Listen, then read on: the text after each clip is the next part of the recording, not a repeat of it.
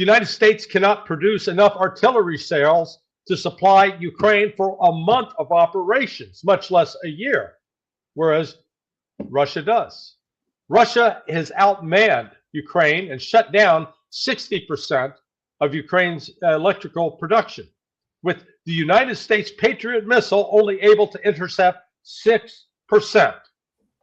This kind of delusional crap out of people like Hegseth, who just display their ignorance in a very profound way and want to talk tough and, oh man, we're gonna show you guys.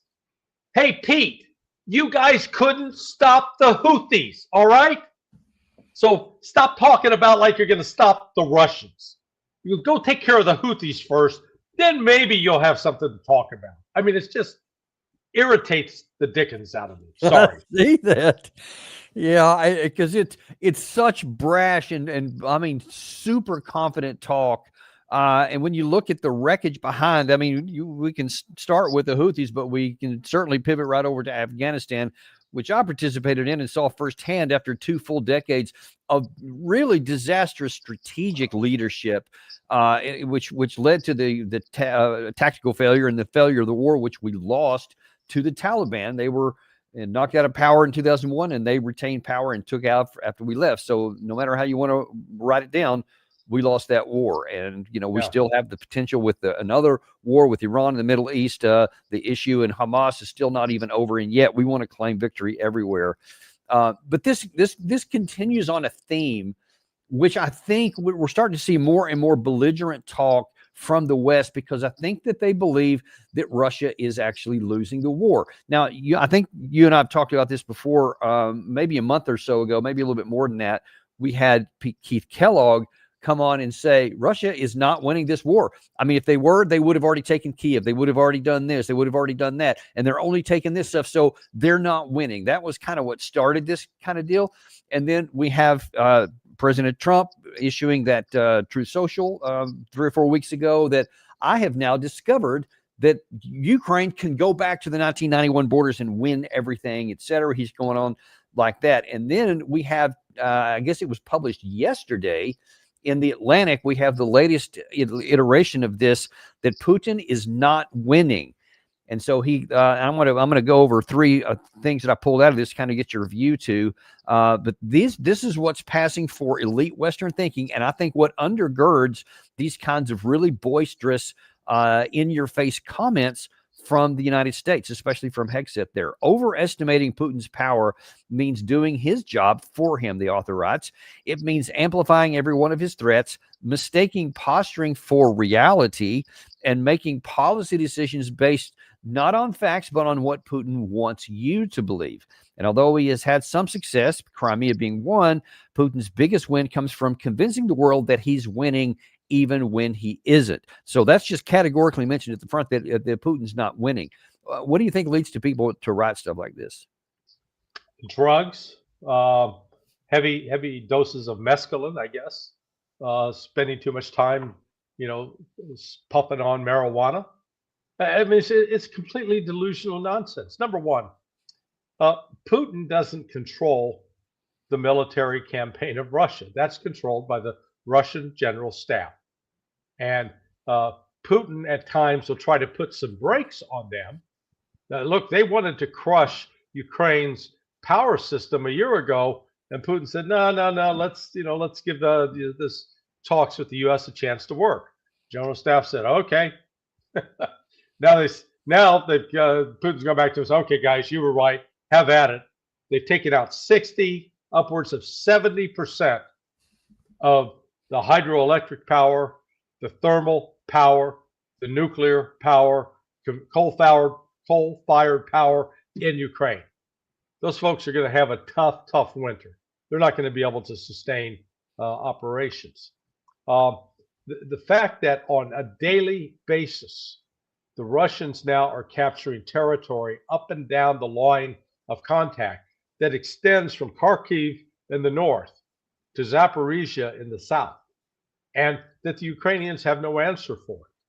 So, but also the Western meme has been that, Russia, oh my God, the Ukraine has destroyed so many oil refineries. Russia they've got oil shortages, gas shortages. There are lines.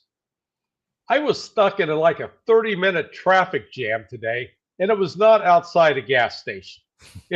Yeah, we were heading into downtown Moscow, and I asked the driver, a guy named Pavel, who actually is also he's a sushi chef of all things. I said, how's the gas shortage going? And he goes, gas shortage? What are you talking about? I said, well, it's all over the West, and you guys are short of gas. He goes, that's crazy. That's ridiculous. I said, what about inflation? Because, oh man, the Russian economy is being savaged with inflation. He goes, it's less than it was a year ago. He said, the fact of the matter is our wages have gone up, not down. So, but he did say, when's this war in Ukraine going to end? And I said, I think it's going to end soon. I don't think it's going to be able to be sustained, despite all this bluster and happy talk from the West. But the notion that the Russians, see, this is what the West wants to personalize this. They want to make it, this is about Putin. If we just beat Putin, my God, then our problems will be over. Have they met Dmitry Medvedev? Dmitry Medvedev is like the number 2 or 3 guy in the Russian government right now. He's known for having a little less temperate approach to some of these matters.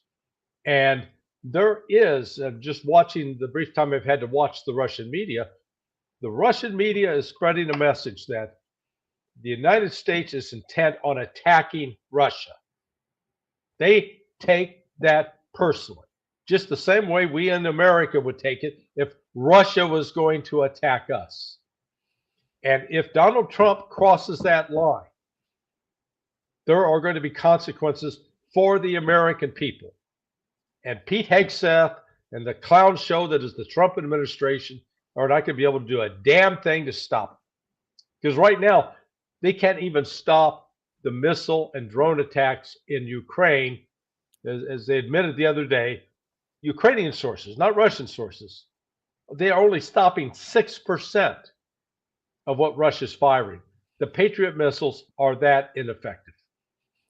Well, that leads to the next point, or maybe a contradictory point from this Atlantic piece here, because again, this is passing for elite thinking in the West. So when people see the Atlantic, it's regarded as an authoritative source.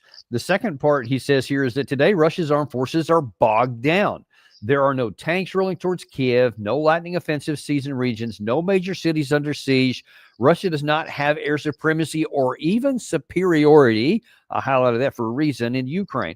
Putin has made his objectives painfully clear, which he has. I'm not sure this description is accurate. Following that, he says, but far from seizing all of Ukraine, Russia has not even fully conquered the region that he has written into its constitutions. First of all, what do you make? Let's take those one after a time. What about that the Russian armed forces are now bogged down on the front? Yeah, it's a lie. I mean, just read even the Ukrainian briefs on this. I'm at a loss for words, because here we, the United States, we were embroiled in Afghanistan for 20 plus years. What the hell did we have to show for it at the end of that? We're running for the damn airplanes to get the hell out of there, leaving all the equipment behind. Let's transition and look at Ukraine. What's going on? The Russians, even over the last 3 years, have made slow but steady progress in retaking parts of the Ukraine that were heavily fortified by a NATO equivalent army. Hell, we in the United States couldn't defeat a bunch of goddamn goat herders in Afghanistan. They weren't with tanks and artillery and heavily fortified positions and NATO intelligence backing them up. And yet, despite we having all those advantages, we failed in Afghanistan. Failed. Here's Russia fighting an army that is a NATO equivalent. They've got NATO tanks, NATO artillery, NATO mortars, NATO drones, NATO missiles. They've got NATO intelligence. And with all of that, Russia continues to move forward. 2 years ago, it was Bakhmut. A year ago, it was Avdiivka. Now it's not only Pokrovsk, but it's a whole list of settlements, villages, cities that are falling under the control of the Russians, up to and including Kharkiv and Zaporizhia. So this kind of carping out of the West, frankly, I find it's disgraceful, it's sickening, it's misleading, it's dishonest across the board. It'd be one thing if we could strut around and say, man, we kicked some Taliban ass, we did. How about those Houthis, man? They're holding up in a fetal position, crying, telling us to stop. None of that's true. It's just the opposite. We're the ones that said, okay, we win, we're out of here. Let's go, guys. Exit stage left. And then you get this kind of crap out of the Atlantic. I mean, it's ridiculous. And because people believe it, they say, oh, man, we still got a chance. There's still hope. The Russians are losing. The Russians are not losing. That's the point. If you start with false assumptions, if you believe that if you're like me, a 70-year-old fat guy that you can get in the ring and box Mike Tyson and beat him, you deserve what happens to you. Gary, if you can pull that second one back up again, I want to move on to. I want to go back to that one. The second thing he says that the Russian does not have air supremacy or even air superiority in Ukraine. I'm not sure that there's a lot of substance behind that one. What do you think in terms of the front line, especially in glide bombs and in airstrikes along the line of contact? All we got to do is go back over the last 6 weeks. Every week of the last 6 weeks. Well, we've had. What is going on? Is there somebody talking? I'm here. Not sure. I hear something in the background. I'm not sure where it's from. Yeah, I don't know where that's coming from. Over the course of the last 6 weeks, we've seen the Russians launching upwards of 700, 800 drones, missile strikes, and the Ukrainians have no answer for them. So, what are they going to do? It's just, where is that coming from? Larry, check your computer somewhere, because it's not on our end. It's not on Danny's end either. I'm looking at my computer here. I don't. Okay. Sounds like something's playing by mistake. Also, X, yes. What is it? Twitter, Rick Sanchez TV. I got Rick Sanchez's voice rolling here. Yeah, I don't have anything on my computer playing, so hopefully it's. I'm sitting here on StreamYard. We did not invite him to the show. We did not. Was he on the list? The email that you sent out, Danny? I didn't send it out. So did he sneak into your email, Danny? You know what? I don't know actually, but I'd like to get him off the list there. I mean, this is invite only, so. All right. Hopefully we can get that silenced here pretty quick. I'm trying to figure out. I have no idea where it's coming from. No other tabs open, I guess. I guess. Okay. Well. All right. We got to stop. Okay. Beautiful. He just finished on.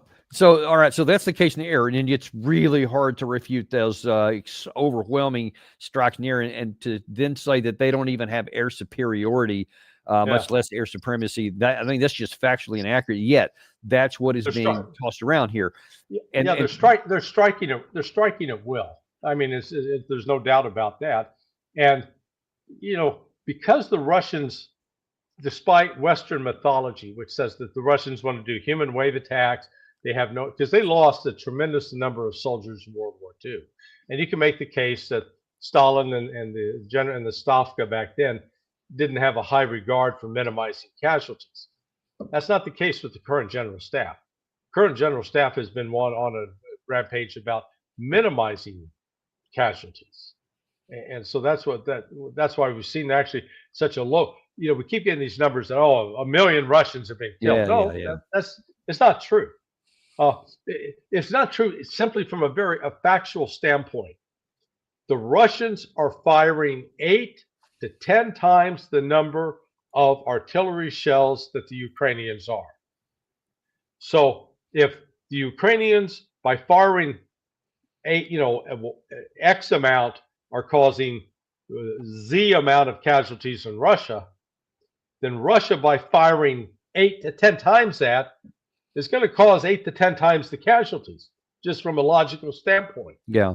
Similarly, if they're launching 10 to 20 times the number of drones, 10 to 30 times the number of glide bombs, 10 to 40 times the number of missiles, there's no way in hell that Ukraine's inflicting the number of casualties the West is saying without acknowledging or admitting that Russia is causing magnitudes more casualties on the Ukrainians.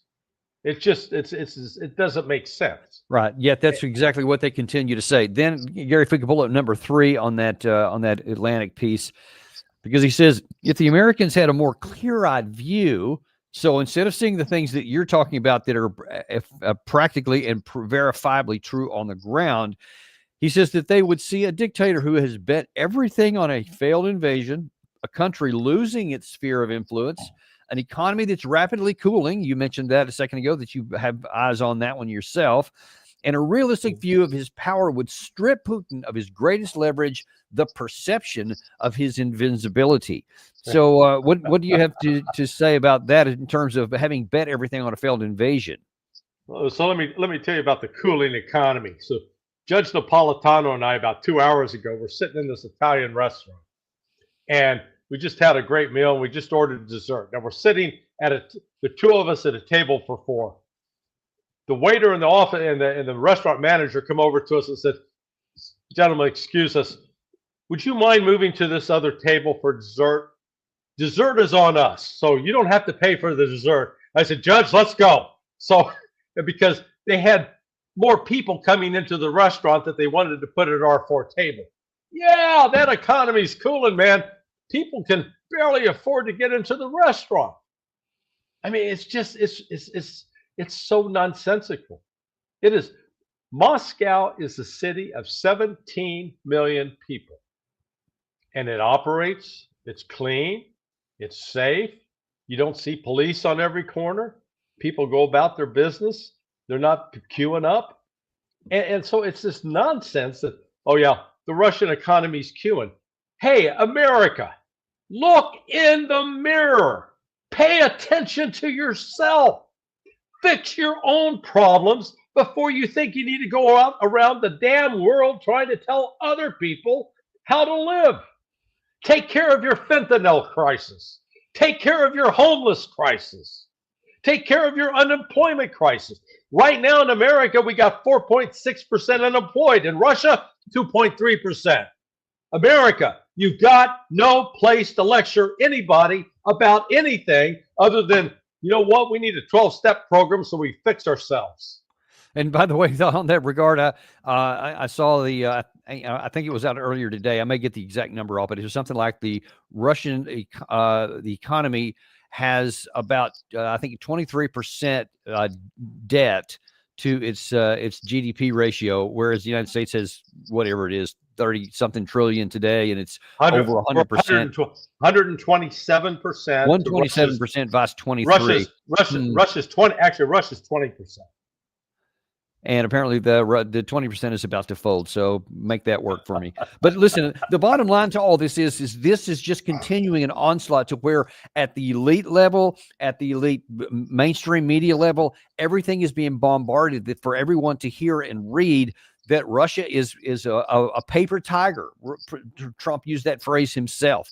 That it's a failed invasion. That they don't even have control in the air, et cetera. All these claims. And then that seems to inform President Trump. Now, whether he's saying it or is influenced by it is debatable. We can see which it is. But when he's considering policy options which could have catastrophic results, we need to pay a lot of attention. And one of those is about this Tomahawk issue. Now, one of those people that's speaking into Trump's ear is Brother Jack Keane, who said that it not only should he give those Tomahawks to Ukraine, he had a very specific target list in suggestion.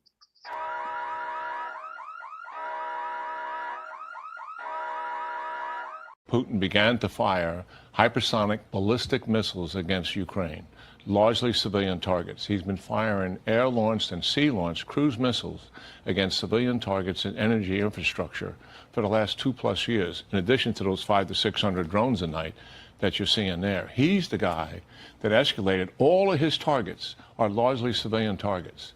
If the Ukrainians get the Tomahawk missiles, what are they going to use them for? Their number one target will be the Abaluga manufacturing center for Shahed missiles built by Ukraine. 20,000 North Koreans are there at that manufacturing center, Brett. It's out of the range of everything they have right now. That'll be target one, but they'll all be military targets. Ukraine is not going to target civilian targets. And what Putin is trying to do with President Trump is the same thing he successfully did with Biden. Threaten escalation if you do X, and there'll be something to come against you as a result of it. And he won that bluff with Biden time and time again. I don't think he'll win it with President Trump. Okay, several things I want to talk about there, but let's look at the most important one first. What do you think would happen? What would the Russians do if President Trump authorized, and by extension, meaning the United States military, fired Tomahawk cruise missiles and destroyed the Garin 2 facility deep in Russia? First off, the Russians would use their air defense system to shoot those missiles down, number one. But then if in the event that it did hit and create some damage, Russia's going to retaliate against the suppliers of those. And it could potentially go against U.S. NATO bases in Romania and Poland. But, let's start with the fact that Jack Keane doesn't even know how to properly pronounce what he's talking about. Shahad, Shaheed, not Shahad. Minor point, but if you can't even properly describe it, how the hell we even know that if you know what you're talking about? That's number one. Number two, get Andrei Martyanov. You're going to have him on this week, I presume. Andrei just did a piece the other day. He pointed out he did the mathematics on it. To take out one of these Russian oil refineries, completely take it out, devastate it, it's going to take 100 Tomahawk missiles. We don't have 100 Tomahawk missiles. Yeah, I think the only thing that's been reported that Trump probably would authorize it, but somewhere between 20 and 4 or 50 total missiles. Yeah. So we're, to use an old technical scientific term, we're pissing in the wind. All right.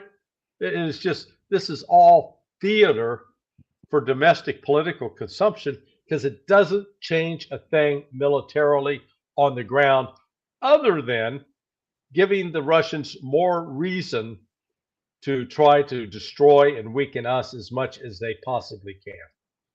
And how that serves U.S. interests is beyond me. That, Russia would like to be a friend of the United States. Russia is not an authoritarian country. It's not a communist country. It's a Christian country. It's a country that believes in traditional family values, something that is at the heart of the MAGA group, the Make America Great Again folks. So Russia is a natural ally of the United States. And instead, we've got these warmongers like Keane and the Hodges and Petraeus, down the list, that think it's in the best interest of the United States to see how far we can enrich the Lockheed Martins, the General Dynamics, the Raytheons, while the American people actually grow poorer and less rich.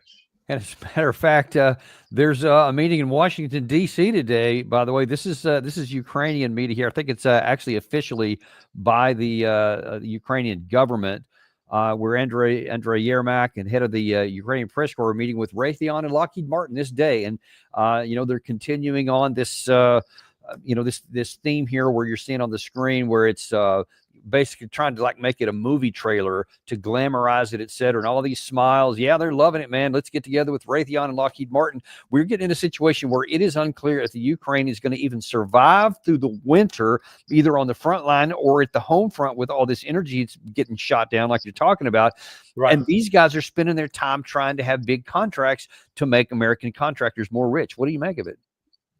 Yeah, look, this has nothing to do with any kind of strategy other than making these U.S.-based corporations rich and their shareholders rich. This is not going to bring peace to the world. We are supporting a regime that embraces Nazi ideology, that shuts down all opposition press, that just removed a mayor of Odessa to replace it with a military governor the other day.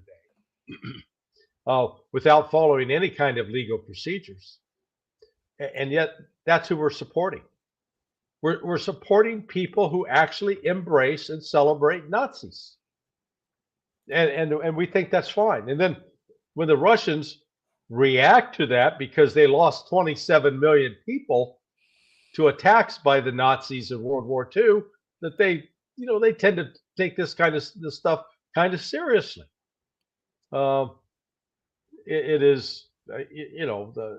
just shows that the average American is so completely out of touch with reality, and to make it worse, our government leaders are even further out of touch. Well, and that's kind of what I wanted to put. I have less, or have some more sympathy for many in America because they are deluged, unlike with channels like this or some of our colleagues in the industry, who are also doing a great job telling the truth and having people on like you who also talk about what's happening on the truth. But when they see stuff like the Atlantic and when they see stuff on Fox, like with Jack Keane or any of these other guys, or the president himself, they see a world that's like, no, we are the dominant power here and everybody else is quaking in their boots.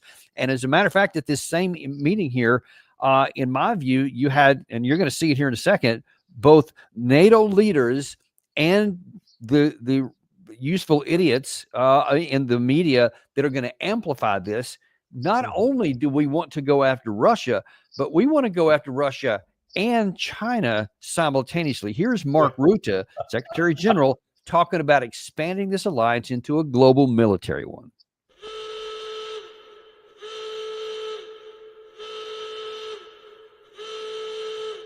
Well, let's be absolutely clear on this. Australia and New Zealand and Japan and South Korea, the Republic of Korea, we've worked very closely together with them. In NATO parlor, the IP4, the Indo-Pacific 4. And you know why? Because we acknowledge that the Euro-Atlantic and the Indo-Pacific cannot be seen as two separate theaters. They are combined with North Korea and China supporting Russia's war effort, Iran supporting Russia's war effort. Let's not be naive about this. And we know that, as I said before, if China would do anything against Taiwan, most likely that Putin will be forced by Xi Jinping to move against NATO. So we have to stand ready, we have to work together, we have to train together, we have to procure together. So let's not be naive here. I mean, everybody knows that if Xi Jinping decided to go to war against Taiwan, that he would force Vladimir Putin, whether he wanted to or not, to attack and to go into NATO. What say you, Larry Johnson? Yeah, these are Western fantasies of declining economies. I was watching. It's related. I was watching the Gaza peace plan signing the other day, and here you had all these subservient Europeans sitting behind Trump,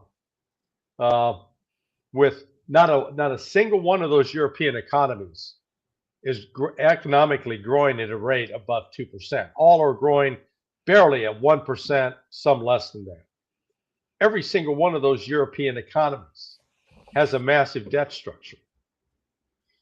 Meanwhile, there were 6 BRICS countries, either members or partners or people who are affiliates, who were also at that meeting. Their economies are growing at a minimum in excess of 4% and above. So just from a matter of economic strength, the West is weak. Militarily, though, the West is also, those NATO countries are also weak. They don't have, England can barely field the total force is like 70,000 guys, and of those, only maybe 20,000 are combat effective, could potentially be deployed forward. So you've got this fantasy world of Europe believing that they were something that they once were 80 years ago. They're no longer that. Meanwhile, Russia, China, India, Brazil, South Africa, Iran, Indonesia, the BRICS countries are growing. And despite, Donald Trump today said, oh, the people are leaving BRICS. That's a lie. He is absolutely gaslighting people. It's not true. It's just the truth is opposite. India last week, the week before last, started buying. They're buying the Russian oil. They're paying for it with Chinese currency. Okay? They're not paying for it with US dollars. They basically said, okay, we're ignoring the US dollar. We're going to pay for it with Chinese currency. And then, this absurd theater that Trump is putting on. I got this great Gaza peace deal. It's like going to a wedding. The preacher's up there saying, this was the greatest wedding of all time. And you're in the audience going, why weren't the bride and groom up there? Okay? we didn't see Hamas and Israel together. Yeah. They didn't show up at the peace deal. Yeah, I noticed that. Celebrating a wedding. Yay, we had a great wedding. We didn't have a bride and groom, but man, it was a blast. Cake was good. That's called delusional thinking. And the fact that there's so much of the media and so many of the politicians celebrating this nonsense. And it's like, guys, there'd be reason for hope. At least we saw with Bill Clinton when you had Yitzhak Rabin sitting there with Anwar Sadat shaking hands. Okay, we had our bride and groom. At least it was real. And what happened out of that? Bibi Netanyahu helped kill Rabin. Okay? Kill Rabin to stop the peace process.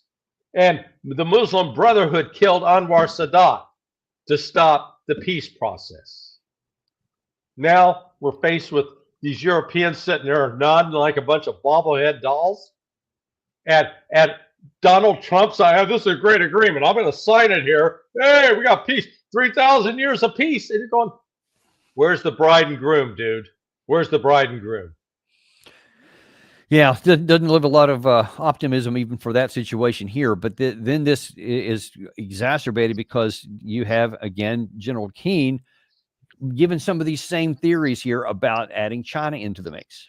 Geopolitically, with a win like we saw in the Middle East for President Trump, does that affect Russia? Does that affect China and how they look at things? Oh, absolutely. Just as weakness affects them. The fact that they become so aggressive during the previous administration is because they believed the American leadership was weak and they could take advantage of it. And the facts spoke to that as well. The attack that President Trump ordered on the nuclear sites, the decisive blow, got their attention. And in Iran. Yeah, in Iran. And what is happening right here now with the somewhat defeat of Iran and the proxies and moving forward to peace and stability in the region, all engineered by who? American leadership on a world stage, setting the whole standard for what's to be accomplished. This is what they're trying to depose. They want to have that influence. And here we have a president doing it. You betcha they're paying attention. Yeah, they are paying attention, all right. And when I had to watch that one a couple of times. You are actually making the case that China and Russia, nuclear superpowers, economic superpowers, especially in the Chinese side, and that they are afraid of the United States because what happened to Hamas. It's hard for me to think that that's actually what he said. What do you make of it? Yeah, no, look, they create this narrative, and then there's the reality. Reality number one, Hamas has not agreed to disarm. Hamas is not going to disarm. Israel has not agreed to accept a two-state solution and to accept Palestinian authority over Gaza. Ergo, there's no agreement for phase 2. There's just the opposite.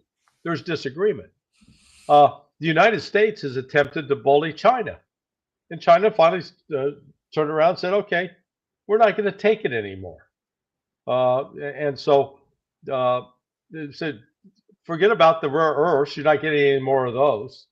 And we, the United States, while it's not a significant portion of our economy in terms of dollar value, it's heavily significant in the military industrial complex for being able to produce certain weapon systems.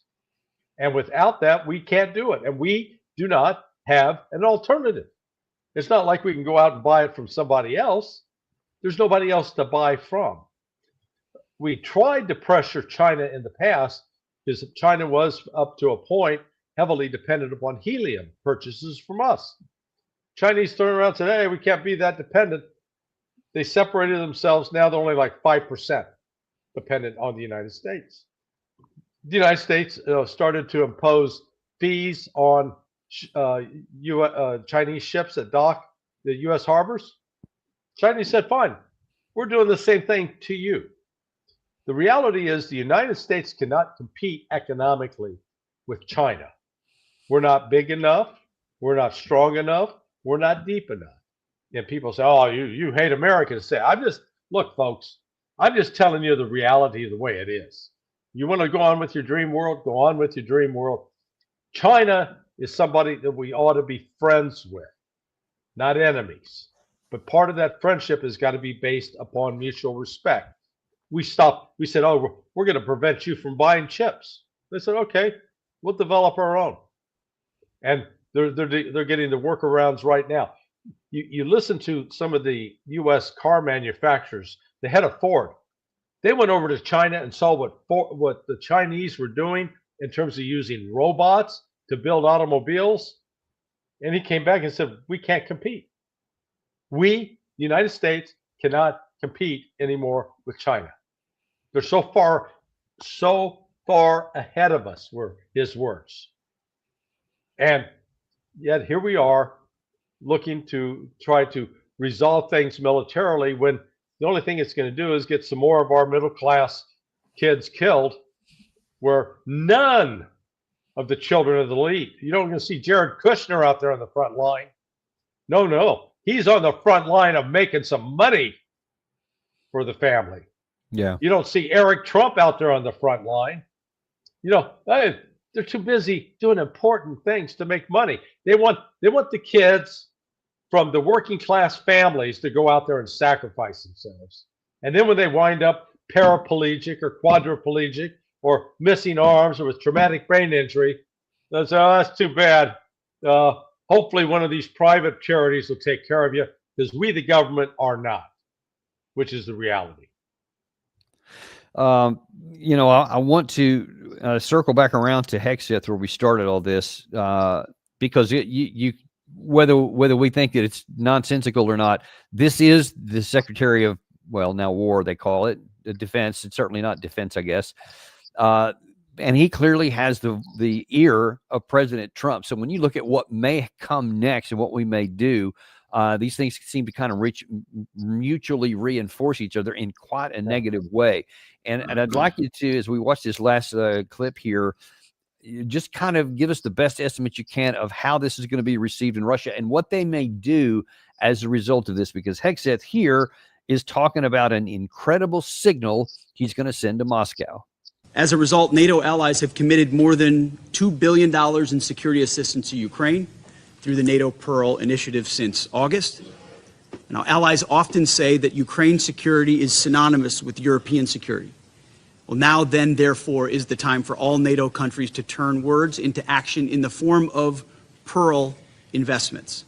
All countries around this table, no free riders. And I certainly appreciate Secretary Ruta's leadership in this important effort, and all the nations today that we've heard step up.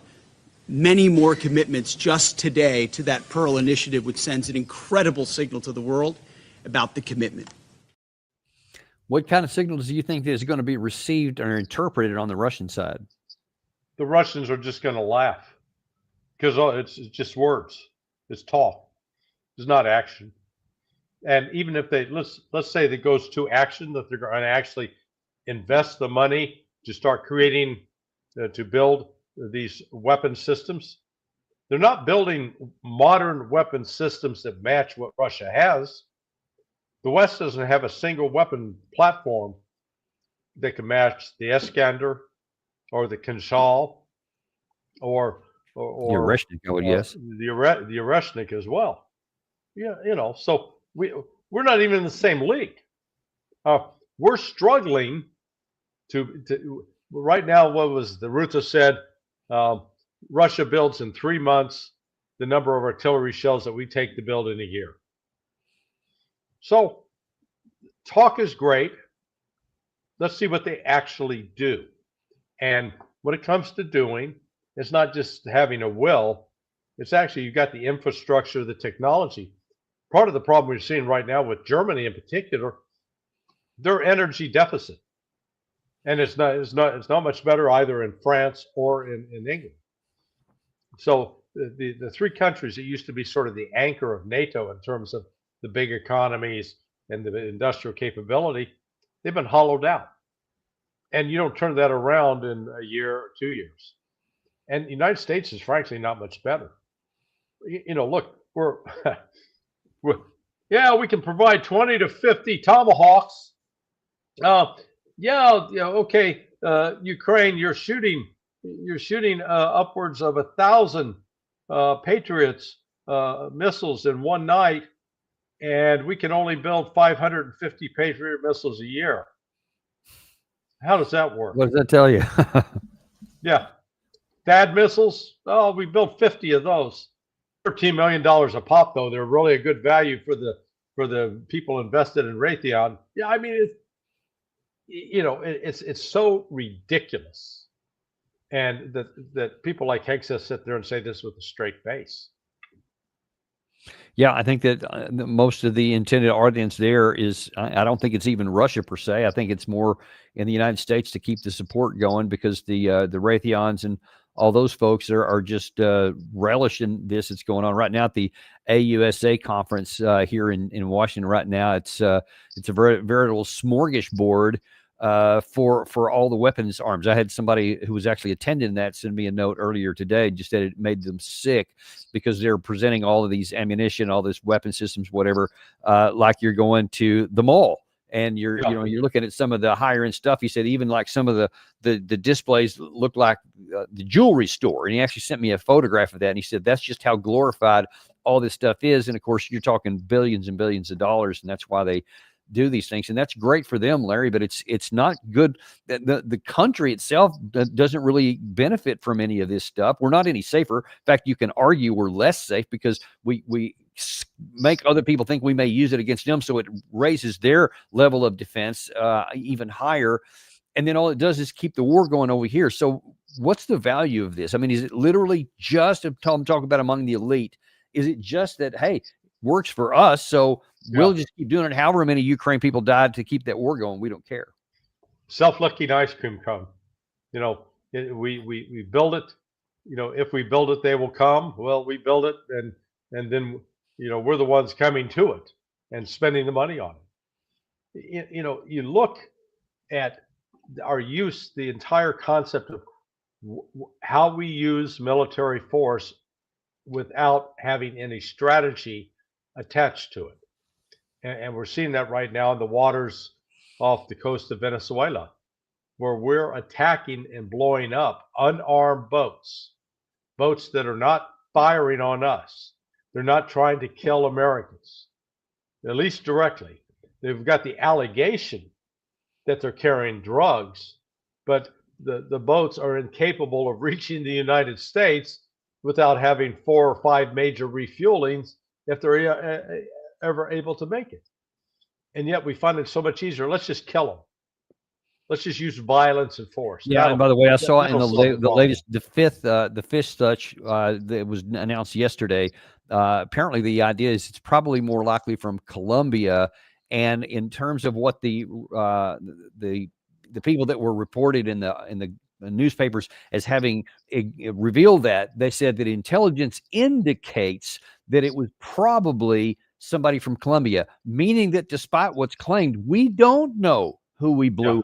We're just killing people. And nobody even gives it a second thought. It's just like, well, I mean, we don't know who they are, and they're apparently bad guys. So what does it really matter?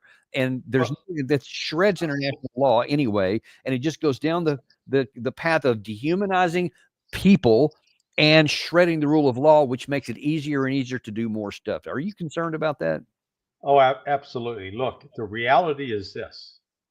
If we had accurate, precise intelligence saying, you know what, we just learned that Danny Davis is pulling out of Buenaventura, Colombia, in a Boston whaler, that he's got 60 kilos of cocaine on board his ship, on board his boat, excuse me. So it's a boat, not a ship.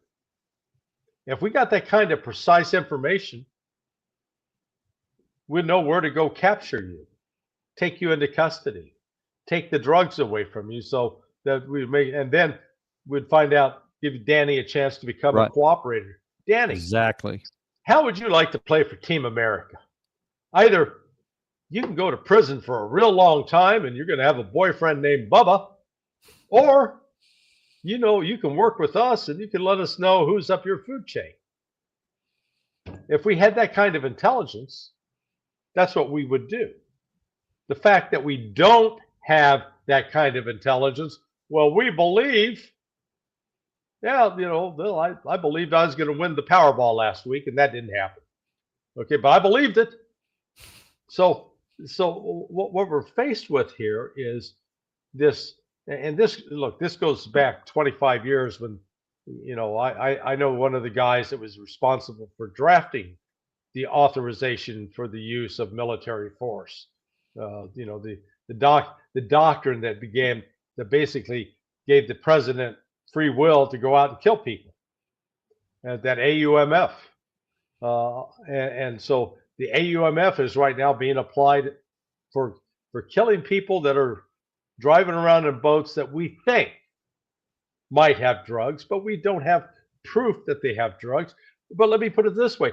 Even if we had proof that they had drugs, then we should capture them, take them into custody, confiscate, destroy the drugs at that point, but take apart the network in a way instead of just, well, we can kill you and eliminate you. You know, that's not a country governed by law. That's lawless. Right. And that also changes the nature of our leaders, because now then we're getting comfortable killing people. We don't want to waste the time or go to the difficulty, the hard work to actually do law enforcement stuff, to capture the guys, to do interrogations, to follow it up, etc., to actually get at the problem. No, we're cool with just kill them. So when you lower the mental threshold of how easy it is to order someone's death, that is a very dark and dangerous place and can go places we never intended or want. Yeah. And that is one of the things that keeps me up at night, that I worry about as well. Let's be clear. It really got started in earnest under George W. Bush, continued with Barack Obama, who absolutely ordered the death of Anwar al-Awlaki, an American citizen, and his son, without any due process. You know, just, we think they're terrorists, we don't like what they're saying, we're going to kill them. And so when you have such an utter disregard for human life, yeah, it's easy to treat these other human beings as garbage that you throw out whenever you want to. So this is, and we see an extension of that in our policy with respect to Ukraine, and definitely with our policy with respect to the genocide in Gaza. Right. Yeah, that's my problem. And now then you see the scale. You mentioned it from the Bush and then to Obama. He grew it a lot. And then now then you see it's continued on. Biden did his stuff as well. And now then you see it's like economies of scale almost. And God only knows where this can go. So this is something we get a hold of. Well, listen, I really appreciate you coming on today, especially taking time out of your trip there to Moscow and Again, just show me that shirt one more time, just so I can, before I get off. There we go. There we go. All right, good. I should have worn it, but I'm giving it to Professor Morandi, so it's clean. Clean. I'm sure he'll appreciate that. I'm sure he will. And give him our regards when you talk to him next, as well as the judge. Tell him we said hey. Okay, we'll do. Thanks, Danny. We appreciate you guys. Be sure and like and subscribe if you haven't, folks.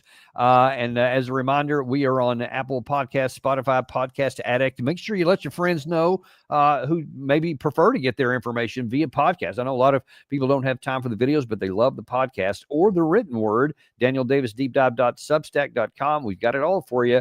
Just sign up and get whatever you like, so you can even see it. Well, there's Larry the shirt. He has the shirt on there, so that makes us feel even better. But you can get that on all of our products. Whatever you need, we got a way for you to get the truth, because we are unintimidated and uncompromised to bring you the truth, which you deserve.